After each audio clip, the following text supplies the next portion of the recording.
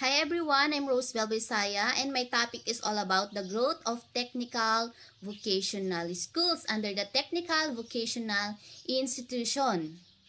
By the way, what is growth of technical vocational schools?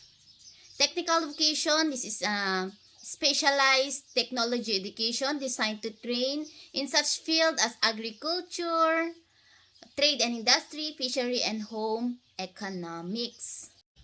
Our first topic is all about technical vocational education institution. This is a broad term which is include specialized education programs or courses intended to prepare students for employment as skilled workers in a particular sector or area in the world of work, or to upgrade the work skills of those who are already employed. These are vocational education covers such as areas as vocational agricultural education, trade and industrial education, vocational business education, home economics, and fishery education. What is the difference of technical education and vocational education? Technical education, these are the preparation for world of work, while vocational education, these are training for occupation. There are two types of technical vocational education institution. First is secondary education curriculum. Second is post-secondary vocational courses. Secondary education curriculum, the curriculum provides an options for the students to prepare for employment through specializations in a particular field of technology. These are specific technologies courses in agriculture, fishery, business, home economics, home industries, and in trades are usually offered for the student to choose.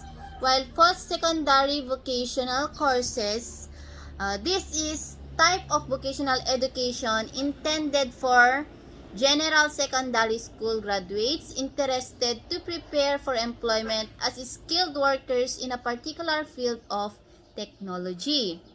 Courses under the category are mostly of 1 year duration consisting of inter-subs laboratory or hands-on instructions in a major field and two or more related subjects whose purpose is to enrich the technical knowledge of the students as well as develop desirable attitudes and values. In post-secondary vocational courses that are mainly concerned with the development of skills are better known as vocational training. If organized and offered as regular programs, it is good if offered outside the regular school program like non-formal education. Next, the Technical Education and Skill Development Authority, or what we call TESDA. I know you are already familiar about TESDA institutions as part of vocational. Let me allow to read. Technical Education and Skill Development plan to guide the development efforts in the whole technical vocational education and training, or what we call TVET sector. The assessment of the plan implementation showed major gains in the sector for the past 5 years. To encourage the full participations and mobilize the industry, labor in local government, and technical vocational institutions in the skills development of the country, human resources, TESDA mandated to provide relevant, accessible, high quality and efficient technical education to support of a high quality Filipino middle level empowerment, manpower responsive in accordance with the Philippine development goals and priorities. Technical educations commonly would prepare formal educations while upgrading of facilities and stable financial support, budgetary limitations of the government to become a competitive Filipino workers overseas. These are the vocational courses available in TESDA. We have agriculture, business, fishery, tailoring, machining, driving, electrical, wiring, carpentry, masonry, cookery, and cosmetology. In agriculture, these are the horticulture, vegetable gardening, and animal raising. While business, these are the bookkeeping and clerkship. In fishery, these are the fish preservation. In tailoring, clothing, or dressmaking, it will train you in creating made-to-order or ready-to-wear apparel.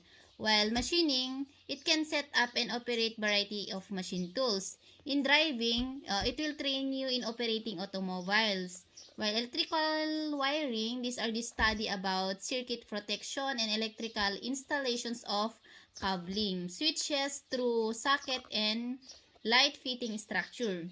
In carpentry, it can be preparing construction materials tools. Masonry, study about bricks and mass and concrete. Then in cookery, baking and pastry, food preservation, uh, food processing and food and beverage. It also lean in kitchen areas on how to prepare hot and cold meals and dessert. In And lastly, cosmetology.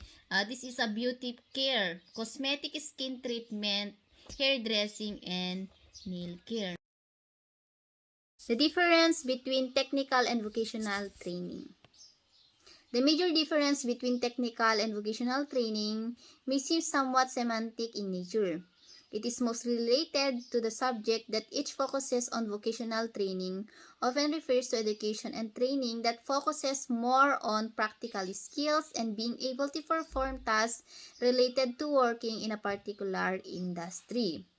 In technical training is a similar in nature, but the focus is on technology and development made in computer and digital information. While both types of training are less academic and more practical, technical trainings is more computer oriented. While vocational training often focuses on manufacturing and construction. Vocational training is more practical than academic. Focuses on skills and abilities a person need to perform a job. Much of this training has often been aimed at preparing students for work in construction, manufacturing, and similar jobs that require skilled labor. This primary difference between technical and vocational training, since they both tend to focus on skills and practical ability over academic research or knowledge for its own sake, as a great deal of tasks have been automated and increasingly computerized. Technical training has become more important than ever before. This is the main topic of my report, the growth of technical vocational schools. Technical vocational, this is a specialized technology education designed to train in such fields as agriculture, trade and industry, fishery, homemaking, etc. The competencies of skilled workers or technicians on the job to equip them in promotions to upgrade and keep up with new technologies. In growth of technical vocational schools, it is an educational program at the college level with a duration ranging from 2 to 3 years. The curricula is usually a good balance of technical field of specializations, applied science, and general courses consisting of communications, social or behavioral subjects, and managements. Some 2 to 3 years programs are terminal in nature, which means that the unit's name cannot be used to complete a college degree. Under the growth of technical vocational schools, we have theoretical foundations and practical approaches.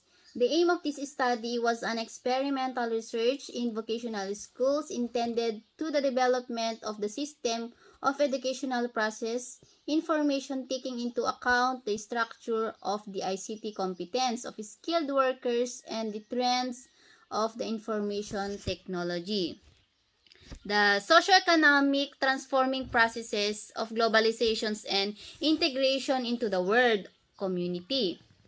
And the desire of this community to become an equal member of the international community placed the urgent need to upgrade the educational system in a particular vocational one. The society requires competent specialists who combine fundamental knowledge and true practical training, who are ready to work rationally in complex, unpredictable situations of the industry.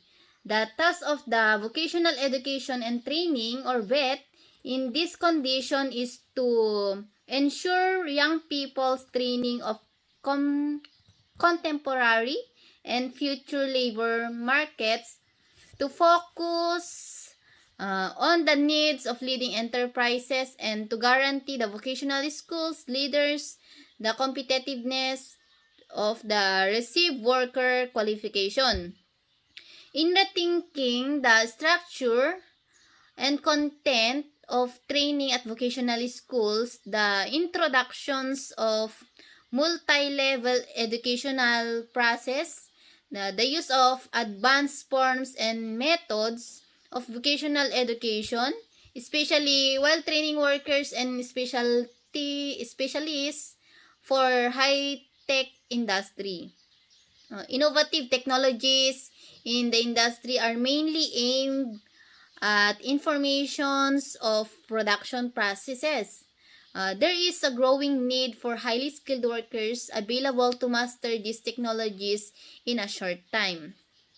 The generalization of the practice of information of the VET, or vocational education and training system, and the analysis of the current state of these processes in the scientific literature made it possible to identify the main contradiction between the orientations and educational institution toward the solutions of the current problem of information.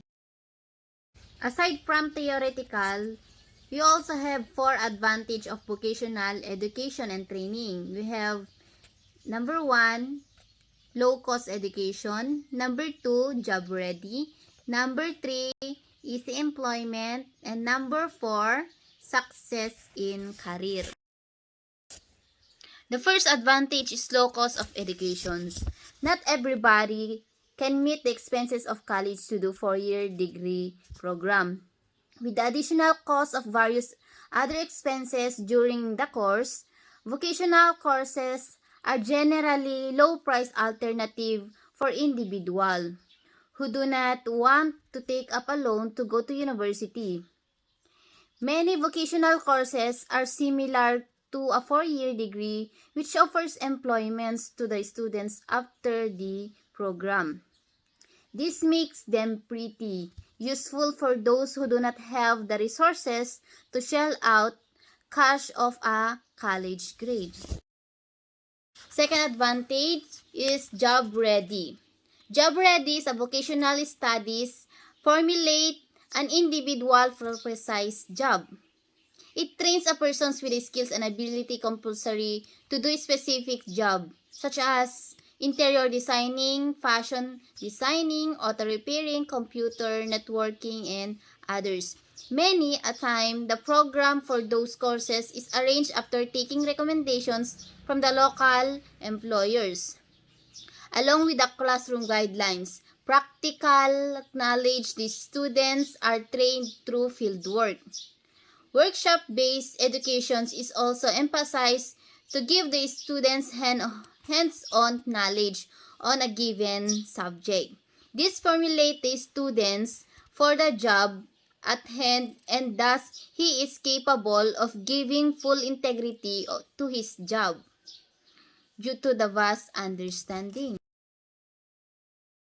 The third advantage is easy employment. Easy employment, vocational education make it stress-free for the student to find work. Generally, it understood that employers choose to hire a student who has done a vocational course rather than a simple college pass out. Because in a vocational course, a student is taught precisely for a specific job. The students already owns the right personality, skills potential, and education for the job, and companies feel that he will be more fruitful than a systematic college pass out due to his practical knowledge. Aside from low-cost education, job ready is employment. The last advantage of vocational education and training is success in career. Success in career, people who are by now working and those who want to get additional education to progress their profession and cannot afford to take 4-year half and going for another college degree can choose a vocational course to improve their skills and testimonials. The time period for the course is less, but the expertise that is imparted to students through such courses is fairly equivalent to the college courses in terms of superiority.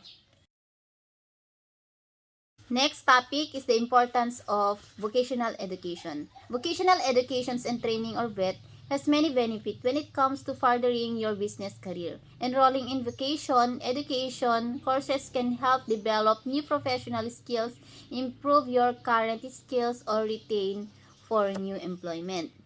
Vocational education and training courses give you a hands-on skills and expertise you require in many business sector. Many people think that vocational courses are just a way to learn a practical trade. For example, plumbing, welding, medical training, and craft courses are example of vocational training. However, vocational courses have an important role in high-end business professions. Top vocational colleges offer diploma courses and subjects such as project management, business administrations, leadership, and child care. Next topic, we have the importance of vocational training in career development. Most economies in the world becoming more professionalized. Despite the emphasis placed on university higher education, vocational education and college courses continue to have an important role in their job market. This was seen as essential training employees to take highly skilled jobs. Vocational education provides a way to develop the essential skills necessary for growing economies. The survey showed that the main reason for requiring technical vocational education where job candidates have the required skills, employers can fill specific roles in organizations, and candidates have the required licensing requirements. So, the importance of vocational education and training at the start of your career path be understated. Under the growth of technical vocational schools, there are 7 benefits of vocational education. Number 1, specialized training. Number 2, better job opportunities. Number 3, higher earnings. Number 4, retraining of new career. Number 5, better learning environment. Number 6, increased personal development and growth. Number 7 is career services. The first benefits is specialized training. The most important benefits of vocational education training is that you get specialized training in your career industry. Career college offer programs and courses that focus on learning unique skills that are practical for the workplace. After graduating, you leave the college as an expert with valuable work experience in your field. Number 2 benefits is better job opportunities. Better job opportunities, many employers view job applicants who have vocational training as an asset. Therefore, vocational education certificate and diploma from professional colleges greatly improves your job opportunities. Many studies shows that employers prefer to hire people who already have the required skills and expertise. Having a vocational education certificate or diploma increase the chances of being hired and also retraining the job. Some studies indicate that employers have retrained university graduates to cope with labor market demand. Usually, employees with vocational training enter the job market with the necessary skills already in hand. Apart from being a valuable assets to the company, vocational educational graduates already have the necessary experience in the workplace environment. The third benefits is higher earnings. Higher earnings completing college vocational educational training courses may also help you get a higher paying job. This is generally true. If you are looking for your first job after leaving the schools or want to gain additional education. According to the source in 2019 report on vocational education, post-secondary vocational education leads to earning increase. Employees who had vocational educational training has increase of 7% of earnings over a 5 years period. This was true whether they switch employers or not. The industries where vocational educational boosted earnings the most were in the business, technology, and health sector. Number 4 benefits, retraining for a new career. The vocational educations help you to develop new skills. If you need to train before looking for new employment, the above mentions found that vocational educational training can train a person in the skills essential for current job market. Number 5 benefits, better learning environment. Better learning environment, personalized and thorough learning is another benefit that vocational educational training colleges offer. Very often, vocational schools classrooms have fewer students than other colleges. This allows the student to receive the best kind of practical education.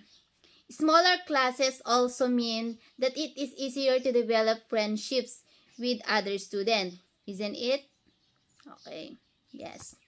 In most vocational colleges, learning schedules are flexible and students enjoy a mixture of classroom learning and workplace experience. Number 6 benefits. Increased personal development and growth. Vocational training and education is also a great way to find out more about yourself. Many students have found that this helps with their personal development. The reason for this is that international vocational colleges also bring together students from all over the world. For example, there is a mixed nationalities with students coming from over 70 countries, also studying the chance to experience life in a vibrant, multicultural city. Living and learning. In this environment strengthens your independence and help you become a more responsible person. Studying in vocational colleges overseas can also make you a citizen of the world. Skills learned in vocational educations are useful in industries in many countries. This can open up many employment opportunities in foreign countries that you never thought possible. Number 7, the last benefit is career services. Career services is the best vocational career colleges actively assist students to find their dream career. Career services offer career pathways, programs, services to help students find jobs, go on to further education, or to organize internship. Students can also benefit from our job finding workshops. This help to match skills to relevant jobs both locally and internationally. Under the growth, vocational educations, we have specialized technology educations. Specialized technology educations, as it stands earlier, the secondary education curriculum includes specialized technology educations in the form of vocational options to prepare the individual for entrance into gainful employment. Although not all the general secondary schools have the capability to offer this option, those schools with the capability and resources provide in the third and fourth year of the curriculum. Example of these schools is Isaptesda and Gamu Rural offer these courses. In this third year, the student choose one area of technology such as horticulture, dressmaking, practical electricity, cookery, and others in which so specialize and develop job entry-level skills. The range of technologies offered as field of specializations depends on the environment, resources, and capabilities of the schools and manpower needs. Next topic, what is unsustainable growth? Okay, between 2009 and 2011, the total number of vocational educational training students by 176,000 from 1.7 million students to 1.88 million. But Victoria accounted for well over half of that growth is 78%, with an additional 103,000 students joining the state system. In the past year, all other students and territories recorded close to zero growth in student number, while Victoria experienced a 15% increase. This feature is encoded in new apprentices and trainees data that shows that in the 12 months of December 2011, commencement in Victoria rose by 13%.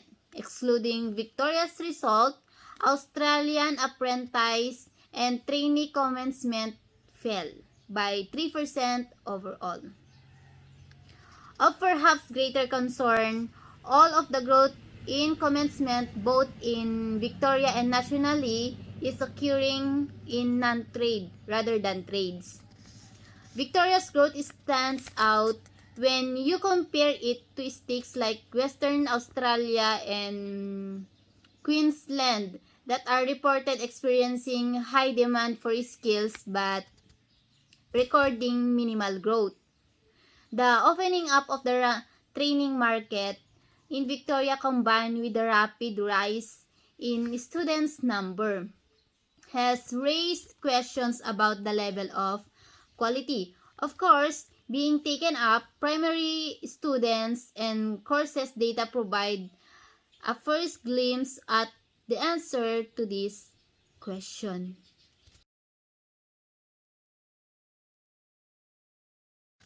For our last topic, Victoria's training system and training budget. The training system in Victoria is an experiment in market-driven resources allocation. This is set to continue with the Victorian state budget announcing $290 million worth of cuts over 3 years, and the loss of full service provider funding from 2013. The Victorian's budget overview states that funding rates for some courses will increase while others will decrease, reflecting the need to achieve more sustainable outcome. The budget measures extend the Victorian government's fully contestable funding systems for vocational education and training that has created a boom in private provision since 2009. Between 2009 and 2010, there was 2% growth in students and other government providers compared with 76% growth in students of other registered providers. While in April 2012, the Victorian Departments of Educations and Early Childhood Development released Refocusing Vocational Training in Victoria, which stated that the growth in government-funded vocational educational trainings activity has reached unsustainable levels. Thank you for watching. And the next reporter is Mr. Aristeo Babaran.